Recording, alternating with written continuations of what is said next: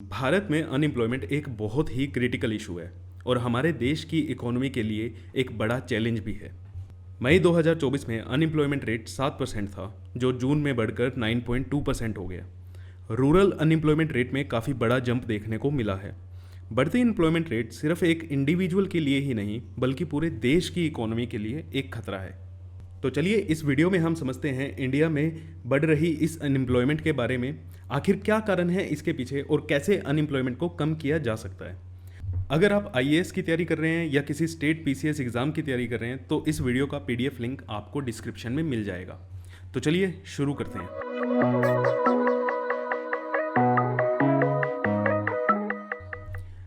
India की economy world की fastest growing economy है, बट फिर भी इंडिया में अनएम्प्लॉयमेंट रेट कम नहीं हो रहा है।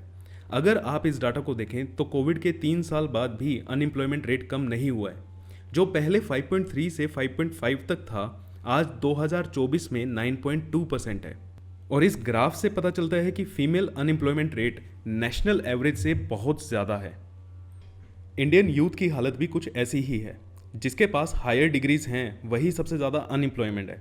और यहाँ मैं हायर डिग्री या हायर एजुकेशन को डिस्करेज नहीं कर रहा, बट ये एक चिंता की बात ज़रूर है कि हायर एजुकेशन पर इतना पैसा लगाने के बाद भी एंड में आपको जॉब नहीं मिल रही।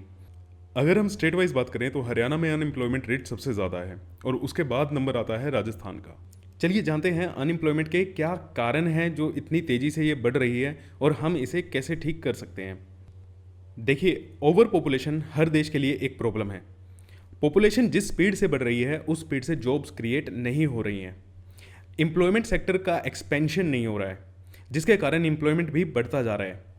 अगर हमें अनएम्प्लॉयमेंट को कम करना है तो इंडिया में हर साल 12 मिलियन जॉब्स क्रिएट करने की ज़रूरत है। और इस टेक्नोलॉजी के दौर में गवर्नमेंट ये भी इंश्योर करे कि जो न्यू जॉब्स क्रिएट हो रहे हैं वो ज़्यादा पीपल इंटेंसिव हो, मीन्स जिसमें ह्यूमंस की भागीदारी ज़्यादा हो, ना कि रोबोट्स की। दूसरा सबसे बड़ा कारण है स्किल मिसमैच। कोविड पेंडेमिक के बाद जॉब मार्केट बहुत तेज़ी से बदला है। हर सेक्टर में न्यू टेक्नोलॉजी को बहुत तेज़ी से अडॉप्ट किया है। इंडिया में 500 मिलियन से ज़्यादा वर्किंग एज पॉपुलेशन है, बट फिर भी कंपनीज़ को एक अच्छा एम्प्लॉय ढूंढने में प्रॉब्लम आती है। प्रधानमंत्री कौशल विकास योजना के तहत अब तक 1.37 करोड़ इंडिविजुअल्स को ट्रेनिंग दी जा चुकी है और जिसमें से सिर्फ 24.5 लाख की ही प्लेसमेंट हुई है। गवर्नमेंट के पास तो सब डाटा है कि कंपनीज में किस टाइप की स्किल की रिक्वायरमेंट है और फ्यूचर में किसकी डिमांड ज़्यादा बढ़ने वाली है। इसके बाद भी अगर गवर्नमेंट के प्रोग्राम से सिर्फ 18% की ही प्लेसमेंट है तो गवर्नमेंट को इस पर ध्यान देने की ज़रूरत है। आज की डेट में artificial intelligence, machine learning, data analysis के साथ साथ अच्छे कम्युनिकेशन, प्रेजेंटेशन, रिसर्च स्किल्स की भी बहुत ज़्यादा डिमांड है।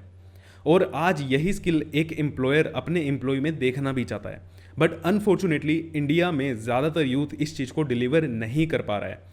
एक रीसेंट रिसर्च बताता है कि only 33% of the worker in India possess the skill the employer seeks the most. Means सिर्फ 33% वर्कर ही वो स्किल्स रखते हैं जो एक एम्प्लॉय को चाहिए। और ये एक बहुत बड़ा गैप है और इस प्रॉब्लम को सोल्व ना तो अकेले गवर्नमेंट कर सकती है और ना ही कोई प्राइवेट फर्म। गवर्नमेंट को अपने प्रोग्राम्स में क्रेडिबिलिटी लानी होगी जिससे ज़्यादा लोग उसमें एनरोल करें, और ये तभी पॉसिबल है जब इन प्रोग्राम्स में ट्रेंड इंडिविजुअल्स की प्लेसमेंट रेट ज़्यादा होगी। प्राइवेट सेक्टर्स में कंपनीज अपने एम्प्लॉयज़ को रीस्किल और अपस्किल प्रोग्राम्स में एनरोल करा सकती है ताकि उन्हें न्यू टेक्नोलॉजी के साथ काम करने में परेशानी ना हो।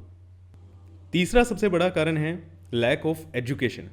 एजुकेशन हम सबकी लाइफ में एक बहुत इंपॉर्टेंट रोल प्ले करता है और मिडिल क्लास और लोअर मिडिल क्लास का लाइफस्टाइल और उनके आने वाली जनरेशन का लाइफस्टाइल एजुकेशन से ही बदला जा सकता है। But unfortunately Indian education system किसी की लाइफ को चेंज करना तो दूर, उसको एक बेसिक जॉब दिलाने में भी सक्षम नहीं है। क्वालिटी ऑफ एजुकेशन इतनी ज़्यादा गिर चुकी है कि एक साइंस स्ट्रीम का बच्चा जिसे फ्यूचर में इंजीनियरिंग करनी है वो स्कूल में न्यूमेरिकल्स भी सोल्व नहीं कर पाता। और जिन बच्चों का इंजीनियरिंग या मेडिकल कॉलेज में एडमिशन हो जाता है तो वहाँ पर फीस इतनी ज़्यादा है कि एक आम आदमी के लिए पे करना बहुत मुश्किल है। इतनी फीस पे करके ग्रेजुएट होने के बाद जब मार्केट में जॉब के लिए जाओ तो जॉब नहीं मिलती। इस न्यूज़ को तो आपने देखा ही होगा। अगर आईआईटीज़ का ये हाल है तो सोचिए लोकल प्राइवेट इंस्टीट्यूट्स का क्या हाल होगा। खैर, इस टॉपिक पर हम अलग से वीडियो बना सकते हैं, बट एक चीज़ क्लियर है, अगर हमें स्किल्ड प्रोफेशनल्स चाहिए तो गवर्नमेंट को एजुकेशन सिस्टम से रोट लर्निंग को ख़त्म करना होगा। यही इसका एक फाइनल सॉल्यूशन है कि हम बेटर एजुकेशन या क्वालिटी ऑफ एजुकेशन कैसे अचीव कर सकते हैं। आइए अब बात करते हैं गवर्नमेंट की पॉलिसीज़ की। गवर्नमेंट के इकोनॉमिस्ट का कहना है कि मोदी गवर्नमेंट के राज में हर साल 10 मिलियन जॉब क्रिएट हुई हैं। अब ये जॉब कहाँ क्रिएट हुई हैं और किन एक्टिविटीज़ को जॉब में कंसीडर किया जा रहा है ये हमें नहीं पता। बट पिछले 3 साल में फार्मिंग सेक्टर में काम कर रहे लोगों की संख्या 200 मिलियन से 260 मिलियन तक पहुंच गई है।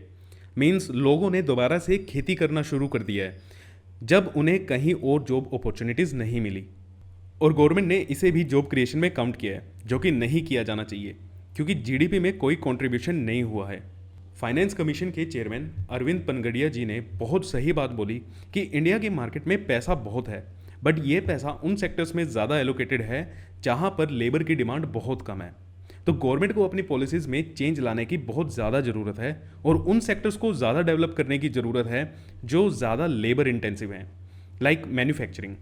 और गवर्नमेंट अपनी टैक्स रेट्स भी अगर ज़रा सी कम कर दें तो उससे भी बहुत एम्प्लॉयमेंट जनरेट किया जा सकता है। अब आप सोच रहे होंगे कि कैसे।